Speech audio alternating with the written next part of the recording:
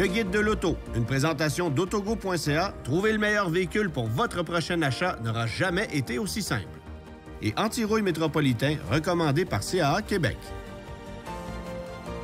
Il y a à peine 5-6 ans, Gabriel, on n'aurait pas pu imaginer de présenter aujourd'hui un véhicule 100% électrique avec un design aussi audacieux que le GV60 qu'on a ici, parce que c'était les premiers balbutiements de la marque Genesis au pays.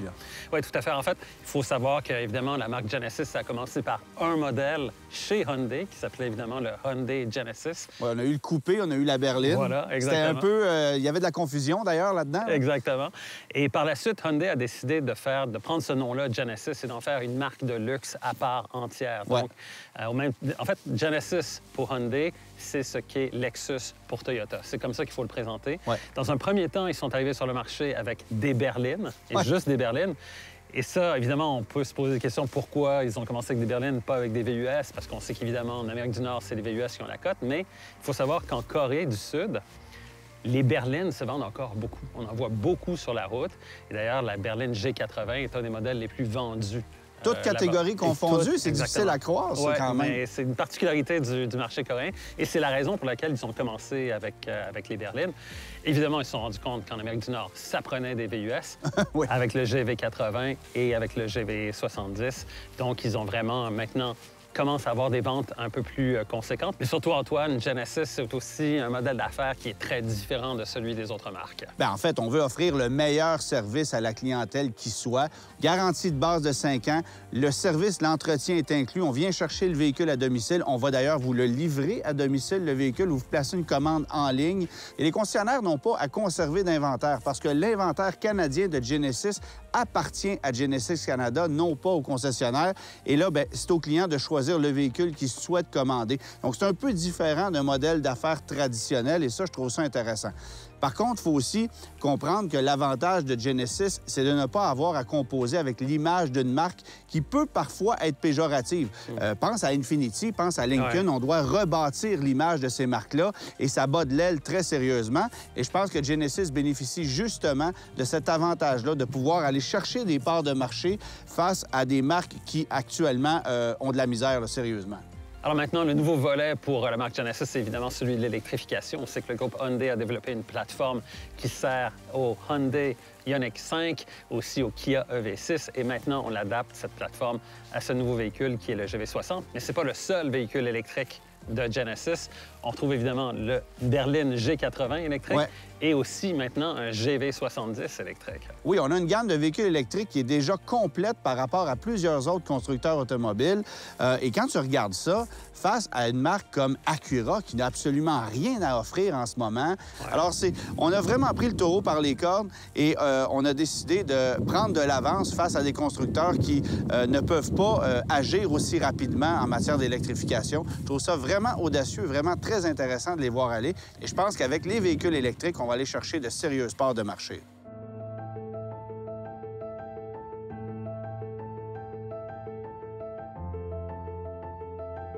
Tu avais assisté à la présentation média du GV60, Gabriel. C'est un véhicule qui est débarqué comme ça. C'est très rafraîchissant, c'est très audacieux comme design.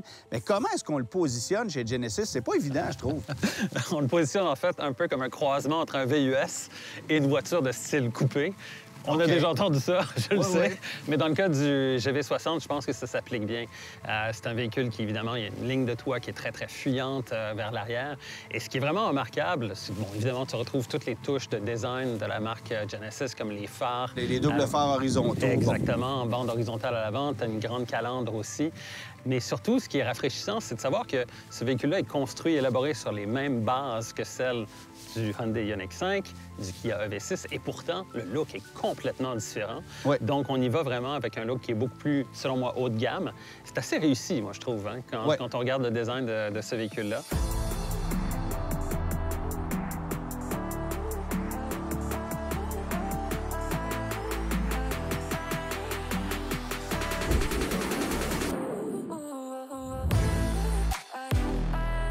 Elvis Gratton disait « Ils l'ont-tu l'affaire, les Américains? » Eh bien, j'ai pas le choix d'admettre que les Coréens, c'est la même chose, surtout en matière de voitures électriques. Ils ont fait un pas de géant en quelques années à peine.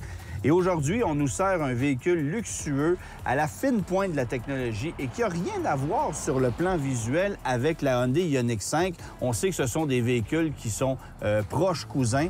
Et ici, la seule similitude qu'on va retrouver, c'est peut-être cette planche de bord, ces deux écrans qui sont placés côte à côte, qui sont les mêmes qu'on va retrouver dans une Kia EV6, une Ioniq 5.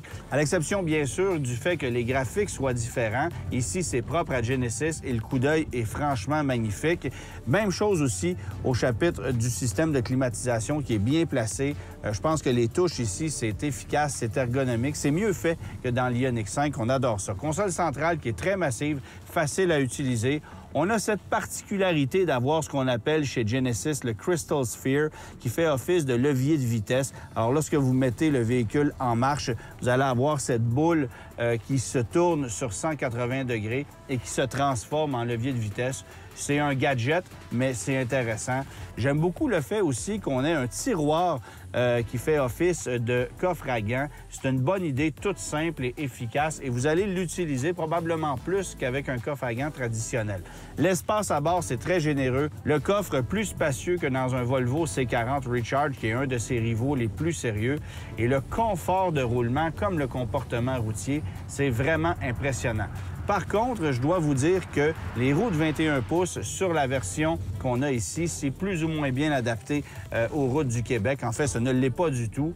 Et je vous dirais que pour cette seule raison, vaut peut-être mieux opter pour une version Advance qui vient avec des roues de 20 pouces et qui va vous faire économiser plusieurs milliers de dollars aussi. Sachez également qu'avec les roues de 21 pouces, vous perdez environ 20 km d'autonomie par rapport à l'autre version. Autonomie qui est annoncée à 378 km pour le modèle Performance, à 399 km pour le modèle Advance. Batterie de 77 kWh. On parle d'une consommation énergétique d'environ 23 kWh par 100 km avec le véhicule qui est ici. Donc, c'est pas un véhicule particulièrement impressionnant au niveau de sa consommation énergétique, mais évidemment, il y a moyen de faire un peu mieux que ça dans les meilleures conditions. L'hiver, vous allez avoir une autonomie qui se situe entre 250 et 275 km lorsqu'il fait grand froid et si le véhicule est évidemment rechargé à l'extérieur. Les impacts des réclamations sur votre prime d'assurance auto. Les conséquences d'une réclamation à votre assureur auto dépendent de plusieurs facteurs, dont la sévérité, la fréquence des sinistres, la valeur du véhicule, votre dossier de conduite et votre responsabilité. Plus vous réclamez, plus le prix de votre assurance auto risque d'augmenter.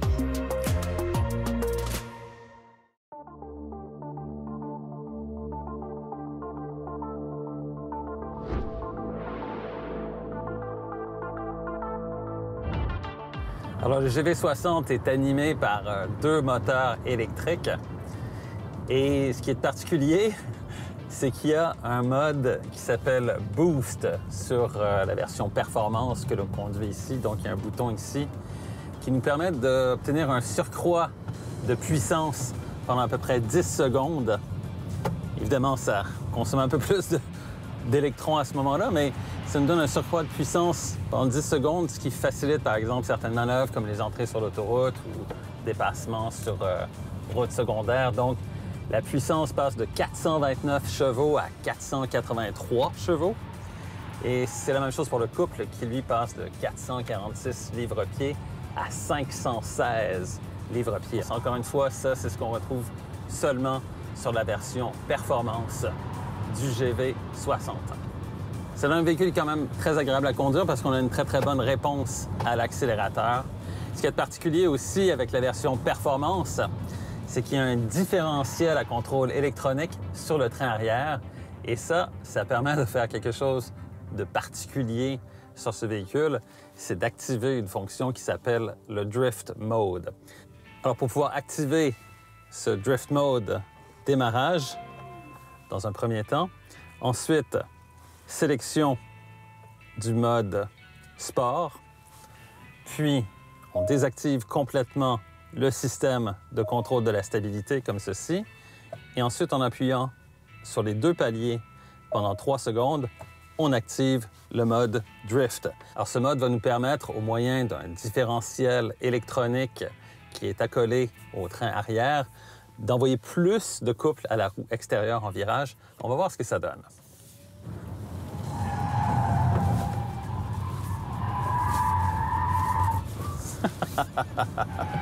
C'est quand même assez spécial d'avoir un mode drift sur un véhicule électrique de luxe. En fait, on se questionne un peu sur l'utilité de la chose. Mais disons que pour s'amuser un peu, ou pour, en tout cas pour faire la démonstration à quelqu'un, encore une fois, dans un environnement sécuritaire et contrôlé comme un circuit, ce que nous faisons maintenant, ça peut être quand même agréable.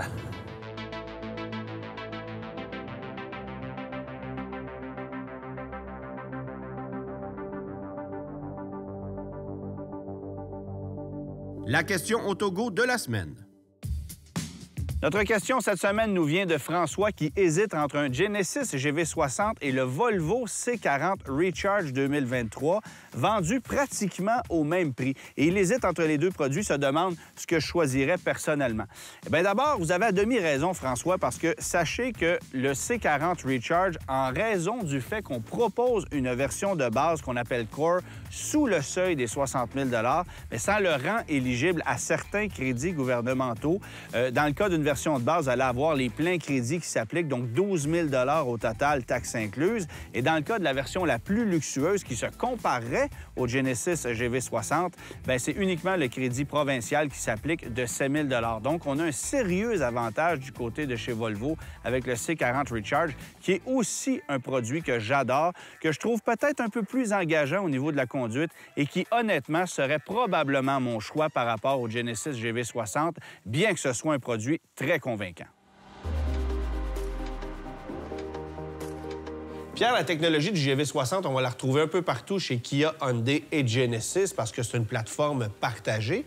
Mais un des éléments qui t'a impressionné, c'est la façon d'analyse de la suspension. En plein ça, je pensais pas qu'on était rendu là. La caméra dans le pare-brise qui sert aux aides à la navigation analyse la route et ajuste la suspension selon ce qu'il y a en avant de la voiture. Ça, c'est impressionnant. Bon, évidemment, sur le circuit à Mécaglisse, les nids de poules se font assez rares, mais sur les routes du Québec, ça peut être un problème. Et comme on a des flancs de pneus, on l'a vu, qui sont très faibles, c'est un gros avantage. Il y a des mises à jour qui se font sur cette voiture-là aussi. En plein ça. De plus en plus de manufacturiers, dont la GV60, les mises à jour se font par nuage. Ils rentrent dans la voiture comme par magie. Bien sûr que le conducteur doit l'accepter, la mise à jour. Via l'écran. Via l'écran et, bien sûr, accepter les mises à jour. Il y a plein d'améliorations, de nouvelles fonctions. Il faut garder sa voiture à jour, un peu comme notre téléphone. OK. Maintenant, technologiquement parlant, est-ce que c'est une voiture qui t'impressionne? Bien, les voitures d'aujourd'hui m'impressionnent. Mais sérieusement, là, ça m'impressionne toujours quand tu dis, tu es dans ta maison et tu parles à Google Home ou Alexa et tu dis, pars la voiture. Puis la voiture part. Et quand tu reviens du restaurant, tu dis à ta voiture, allume les lumières, débarre la porte. Et ça, je peux dire, c'est le fun, puis c'est impressionnant, ces gadgets-là. Maintenant, on dit chez Hyundai, chez Genesis, que la voiture peut recevoir des vitesses de charge jusqu'à hauteur de 350 kW. Il n'y a rien de plus rapide dans l'industrie. C'est pas un peu dangereux pour la durée de vie de la batterie de prendre des vitesses de charge si élevées? On aurait tendance à penser que oui. Et oui, il y a peut-être une petite différence de 2, 3, 4 durant toute la vie du véhicule. Pas plus que ça. Non, parce qu'il y a un ordinateur dans la voiture qui check les températures des batteries un peu partout, qui check les voltages. Chaque cellule va avoir son voltage. Et en réalité, ce qu'il faut comprendre, c'est que la voiture n'acceptera peut-être pas la charge de 350 kW. Ouais, elle va s'autoprotéger. Peut-être qu'elle va se dire, non, aujourd'hui, on a assez 120 à cause de la température des batteries. Aujourd'hui, ça va être 180. Donc, c'est pas garanti que vous allez avoir le 350 kW lors du branchement.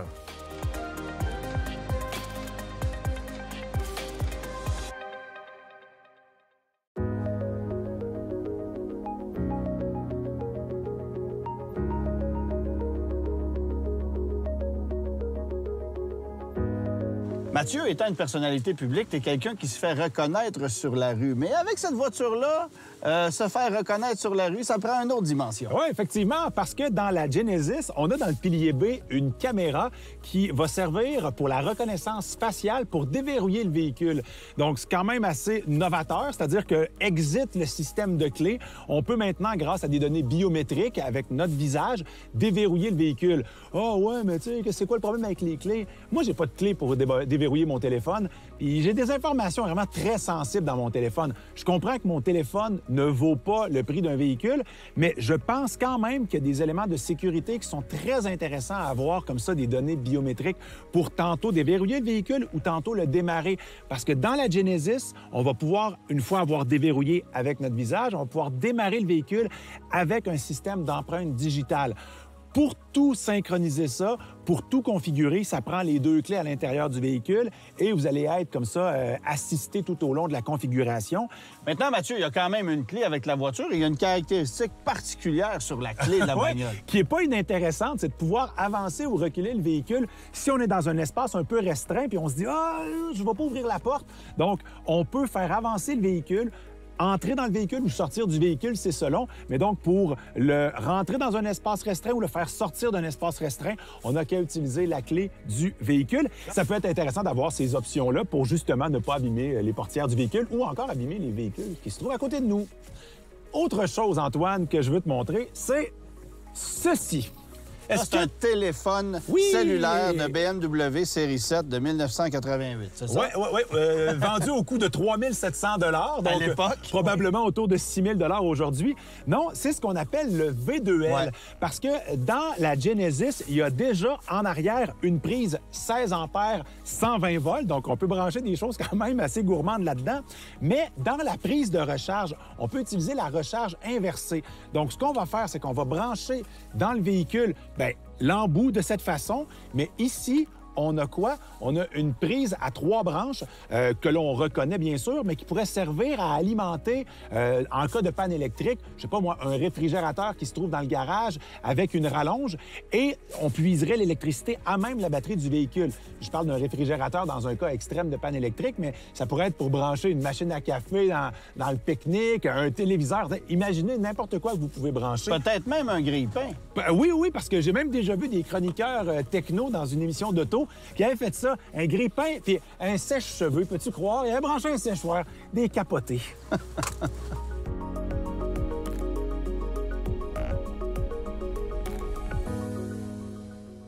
Vous l'avez constaté un peu plus tôt, 2 versions de disponibles pour le Genesis GV60. La version Advance, qui pour moi est la plus intéressante, sinon la version Performance qui est derrière moi. Alors, 71 150 $ pour la version Advance. 8 000 $ de plus, ça nous porte à 79 150 $ pour le véhicule qui est derrière moi. Tout frais inclus. Et ça, c'est un point intéressant chez Genesis. Les frais de transport, de préparation, de concessionnaire et tous les frais qu'on peut inventer chez un concessionnaire, ils sont inclus chez Genesis. Il n'y a pas de frais cachés. Ça, on aime toujours ça. Comment analyser maintenant la facture du GV60? Bien, moi, je la regarde de cette façon. Une Hyundai Ioniq 5 tout équipée, qui utilise évidemment les mêmes bases que le véhicule qu'on a ici, coûte tout près de 65 000 $. Alors, à 71 150 $ pour une version Advance, je pense que le prix est raisonnable parce que, évidemment, la Ioniq 5, c'est très convoité dans le marché actuel. Le problème avec le Genesis GV60, c'est qu'en raison de son prix de départ élevé, il n'est pas éligible aux crédits gouvernementaux, tant du provincial que du fédéral. Et ça, bien, ça risque de freiner plusieurs acheteurs sur le marché québécois.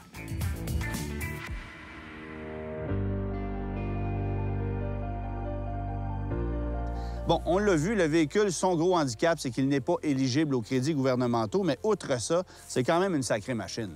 Oui, c'est un très bon véhicule électrique. On a quand même une autonomie qui est convaincante, je dirais. Très bon confort, silence de roulement, tout ça. Bon, évidemment, maintenant, la question qu'on se pose, c'est entre le modèle Advanced, qui est le modèle de base, si on veut, et le modèle Performance, celui dont on a fait l'essai, lequel choisir.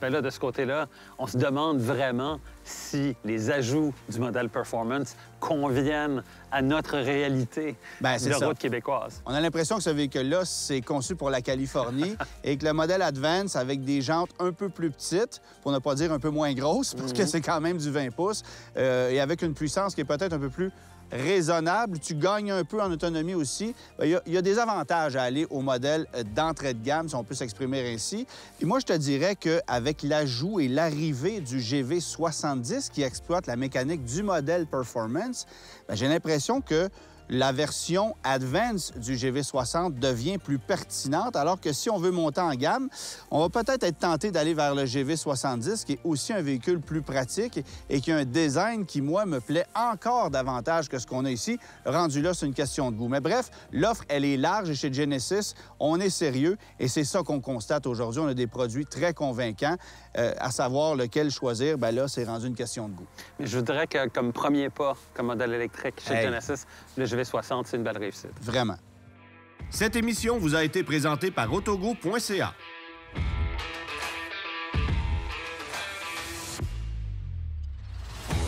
La semaine prochaine, une émission à saveur de performance avec la nouvelle génération de la Honda Civic Type R.